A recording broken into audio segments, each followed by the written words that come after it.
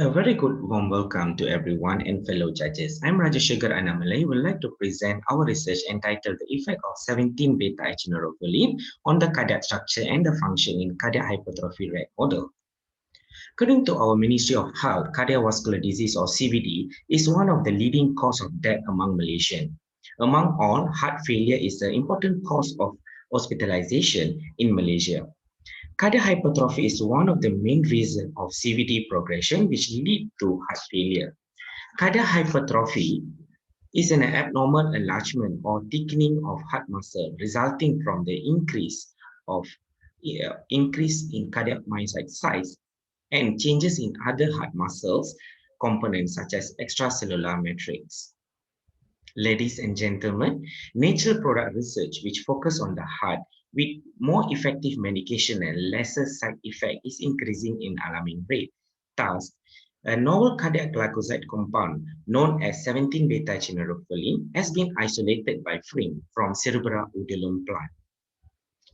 Previously, 17-beta-acidorophyllene has shown to exert an anti-cancer potential by stimulating the apoptosis and anti-proliferative effects. Generally, these 17-beta-acidorophyllene share the same unique structure of commonly used cardiac glycoside, which is digoxin.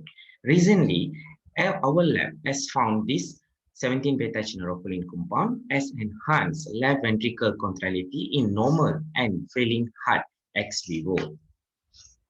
And this is our timeline. We use 40 male Vista rat, which divided into 5 groups. Cardiac hypertrophy was induced by low-dose isoprenaline 10 mg per kg subcutaneously or for vehicles for 14 days, followed by 17-beta-acidorophyllene 5 mg per kg per oral or 5 mg per kg digoxin or vehicles as treatment for 14 days. Ladies and gentlemen, now let me focus on our results. The heart rate tibial length ratio and left ventricle tibial length ratio of ISO is higher than other group.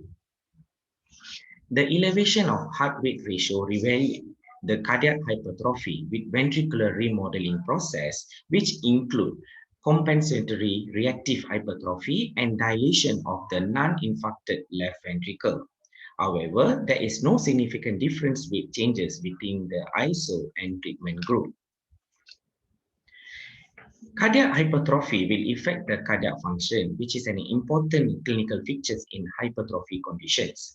As we see in this figure 3, which is measuring the SBP, systolic blood pressure, there is an elevation of the SBP for the first 14 days in ISO-induced group, but the novel cardiac glycoside 17-beta-acidorophyllene able to reduce the SBP, probably due to the deactivation of the sympathetic nervous system, which is being activated by ISO. LVDP is an indicate pressure developed in left ventricle during contraction. It is measured by a Langerhoff method, and in figure 4, LVDP showing a significant changes in ISO-induced treatment group. So from this, we can say that 17-beta-acidorophyllene acts as a cardiac glycoside by improving the contractility of left ventricle. Now, we move on to cellular injury markers. Troponin T and proBNP as the biomarkers of choice for diagnosing cardiac hypertrophy, which will be lead to heart failure. As we know, the ISO-induced group has high level of cellular injury markers, and interestingly, in this 17-beta-acidorophyllene able to reduce the damage in cellular, and it is statistically significant compared to the ISO group. Ladies and gentlemen, now we look on the changes in the cardiac structure. As we see in figure 6, H&E stained heart section of cardiac myocyte show the bigger size of cardiac myocyte in ISO group compared to the treatment group. So the natural antioxidant in 17-beta-acidorophyllene able to improve the damaged structure which is caused by the free radicals by the ISO.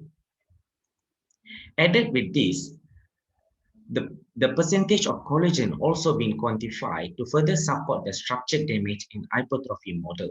As we clearly see, ISO group recorded the high percentage of collagen deposition And this has been reduced by our novel compound 17-beta-neuropilin in ISO-induced group. As a conclusion, this 17-beta-neuropilin, a novel compound, will be the potential as a new therapeutic drug to improve the cardiac hypertrophy condition before it leads to heart failure. And this is my acknowledgement. Thank you very much for listening.